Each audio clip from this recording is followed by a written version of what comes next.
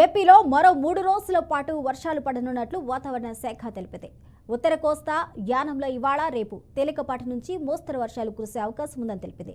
రాయలసీమలో కూడా తేలికపాటి నుంచి మోస్తరు వర్షాలు కురుస్తాయని, కొన్ని ప్రాంతాల్లో ఉరుములతో కూడిన జల్లులు కురుస్తాయని వాతావరణ శాఖ వెల్లడించింది.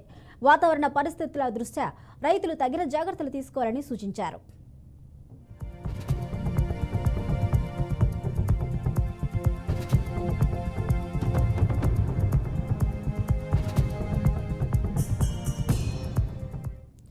ఏపీలో మరో 3 రోజుల పాటు వర్షాలు పడనున్నట్లు వాతావరణ శాఖ వెల్లడించింది.